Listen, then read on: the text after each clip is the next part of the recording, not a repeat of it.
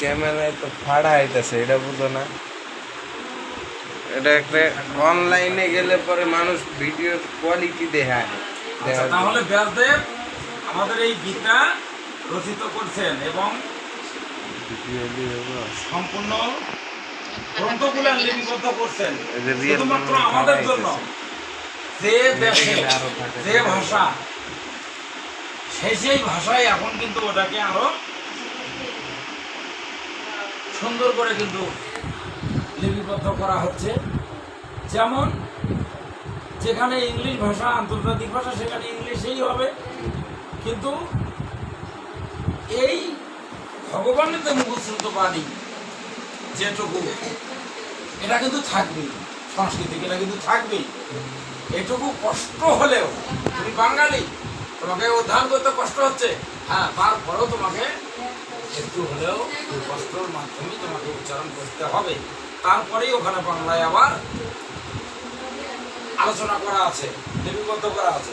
সেটা দিয়ে এটা যদি তোমার বুঝতে খুবই কঠিন হয়, তাহলে ওই বাংলাটা পরে আলোচনা করবা, তাহলে তোমার সমস্যাগুলা সমাধান হবে। তোমার নিজ ভাষায় তুমি সেগুলা হৃদয়ঙ্গম করতে পারবে। এই কায়দা, এই কৌশলে গ্রন্থগুলো রচিত করা হয়েছে। শ্রী ভগবান বলিলেন, এই অব্যয় যোগ আমি সূর্যকে বলিয়াছিলাম, সূর্য সপুত্র মনুকে বলিয়েছিলেন এবং মনু সপুত্র ইক্ষ্বাকুকে ইহা বলিয়াছিলেন। এই রূপে পুরুষ পরম্পরা প্রাপ্ত এই যোগ রাজ ঋষি বিদিত ছিলেন। হে পরমোত্তম, এহলোকে সেই যোগ দীর্ঘকাল বসে নষ্ট হইয়াছে। তাহলে কি হলো? এই জিনিসগুলা আস্তে আস্তে মানে ধার কমে গেছে, আস্তে আস্তে নষ্ট হয়ে গেছে। অর্জুন বললেন, হে কৃষ্ণ করুণা সিন্ধু দীনবন্ধু জগৎপথে গোপেশ গোপিকা কান্ত রাধাকান্ত নমস্তুতে, তোমার চরণে কোটি কোটি প্রণাম করি। তাহলে তুমি দিলে সূর্যদেবকে, সূর্যদেব দিল তার স্বপুত্র মানে নিজের পুত্র মনুকে, মনু দিল ইক্ষ্বাকুকে, ইক্ষ্বাকু দিল রাম ঋষিদের মধ্যে। তারপরে এই পরম্পরা নষ্ট হয়ে গেল। ইহা দিয়ে আর ভালো কাজ হচ্ছে না, ধার কাটে না, ধার নাই, ধার কমে গেছে, নষ্ট হয়ে গেল। তাও এই কথাটা বললো কারা? কে বললো? স্বয়ং ভগবান দিদি বললো অর্জুনের কাছে। অর্জুন কিন্তু বলেনি, ভগবান বলল। আর সুন্দর করে এখানে বোঝার চেষ্টা করবা, এখানে কিন্তু মনুকে দেওয়া আছে, কিন্তু মনুর যে অর্ধাঙ্গিনী শতরূপা তার কথা কিন্তু বলা নেই। যার কারণে আমাদের মঠেতে মাইকেতে ত্রিসন্ধ্যাতে কৃষ্ণ নামের ধ্বনি হয়, সেখানে কিন্তু নারী কণ্ঠ নাই। অনেকেই হয়তো বলে যে ওখানে শুধু পুরুষের কণ্ঠ দিয়েই ধ্বনি দেওয়া হয়। এই যোগসূত্র অনুযায়ী ওখানকার সেই ধ্বনি চলে। তাহলে মায়েরা ওই যে সহযোগিতা করবে, কিন্তু গোসাইয়ের যে দায়িত্বটা, পরম্পরা যদি আমরা তুলে ধরি, তাহলে ছেলে মানুষগুলোই পেয়ে থাকে। তোমরা কি মন খারাপ করতেছ? ভগবান দেয় নাই তাই আমার দোষ কি? আমার ওপর মন খারাপ করে তোমার লাভ কি? ভগবান দেয় নাই, এতে এখানে বললো যে আমি এই আত্মজ্ঞান, এই তত্ত্ব আমি মনুকে দিয়েছি। মনু তার স্বপুত্র মানে নিজের পুত্র, ভগবান দিছে সূর্যকে, সূর্য দিছে মনুকে, মনু দিছে ইক্ষাকুকে। এর মধ্যে কি স্ত্রীলিঙ্গ আসতেছে? আসতেছে না। এটা কিন্তু আমার মুখের কথা না, এটা গীতার কথা। নাকি আমার মুখের কথা? গীতার কথা। তাহলে নারী কি তাহলে এখন আমাদের সমাজে অবহেলিত? না, অবহেলিত নয়। যার নাই মাতৃভক্তি তার নাই জীবনের মুক্তি। খালি মায়ের মধ্যে গোর পারাপারি করবে, জীবনে মুক্তি আসবে না। তাহলে নারীর প্রতি শ্রদ্ধা, নারীর প্রতি ভক্তি আমাদের রাখতে হবে। যে জাতির মধ্যে অহংকার ঢুকেছে, যে জাতির মধ্যে সুদ খাওয়া ঘুষ খাওয়া ঢুকেছে, যে জাতির মধ্যে নারীকে অপমান করছে, সেই জাতিটাই এহকাল ধরাধামে ধ্বংস হয়ে গেছে। ধ্বংস হয়েছে কংস, নারীর অমর্যাদা ঘটাইছিল।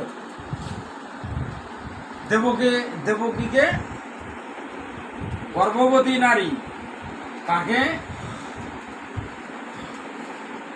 8 বৎসর কারাগারে বন্দি করে রাখছিল। 8 বছরে 8টা সন্তান আছে। একটা সংখ্যার সামনে বলরাম, 6টা একবারে পাষাণে নিক্ষেপ করছিল, মারতে পারেনি, চলে গেছে। তাহলে 6 আর 1 7, আর কৃষ্ণকে নিয়ে এই তো হলো 8ম গর্ভের সন্তান। তাহলে কয়েক বছর হলো আটকায় রাখছে? মানে 8ম বৎসরে যে সন্তান প্রসব হবে, ওই সন্তান আমাকে মারে, আমাকে সংহার করবে। এটা কংস জানতো, দৈববাণীতে তাকে জানানো হয়েছিল।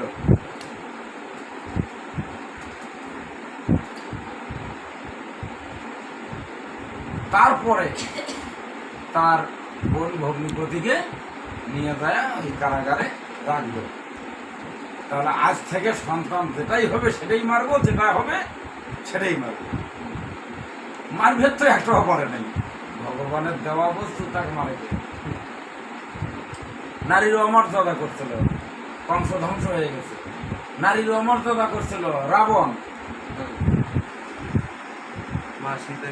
মায়া সীতাকে চুরি করে নিয়ে আসছিল।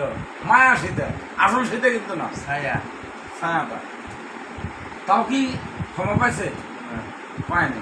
মায়া সীতাকে উদ্ধার করবে, তা 1 লক্ষ পুত্র 100 লক্ষ নাতি, তারপরেও রাখে নাই বংশে দেবের ব্যাপার, একবারে ধূলিসাৎ করে দিয়েছে।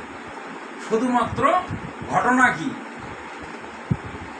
রাজ্যপাট, টাকা জমি, টাকা পয়সা, ব্যাংক ব্যালেন্স এগুলো নিয়ে না, শুধু একটা নারীর একটা মায়া ছবি নিয়ে ধ্বংস করে দিয়েছে। তাহলে কি নারীর অমর্যাদা থাকলো? শোনা তো নাই নারীর অমর্যাদা না।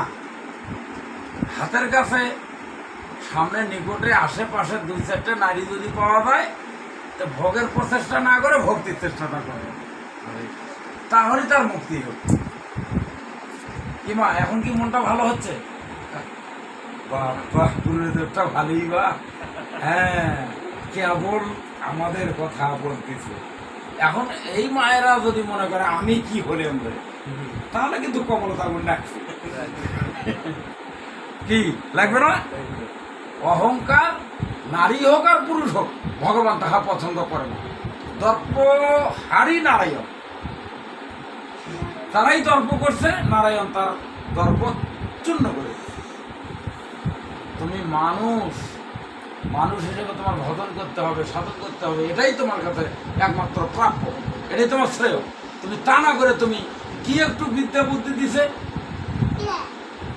সেইটুকু না নিয়ে আমি গীতা পাঠ করতে পারি, আমি কীর্তন গাইতে পারি, আমি খোল বাজাইতে পারি, আমি ভোগ নিবেদন করতে পারি, কি আমি ধন্য হব? ভগবান আমাকে কৃপা করছে, এটা দান করছে, সে ধন্য না হয় আমি সেখানে হয়ে গেছি অহংকারী। আমাকে পায়ে তেল না দিলে আমি আর যাইনি, আমাকে দরবার না ডাকলে আমি আর যাইনি। তাহলে আমি নিজের সমাধি নিজেই খুঁজতেছি। 2 দিন পরে ওই যে তেঁতুলের আশা যে গল্প করলাম, আজকে একটু সুযোগ পাচ্ছে, কালকে শুক্রবার ছুটির দিন, অনেকে বলতেছে আজকে রাতে না হয় 3টা পর্যন্ত দিতে পারবো। আবার কালকে এরা আজকের জন্য বলতেছে বেটি, আবার কালকে হইলে তোমার রাত 10টা বাজে তাড়াতাড়ি বাবা শেষ করে। হ্যাঁ, ঠিক আছে, আগামীকাল কিন্তু এই কথা হবে না।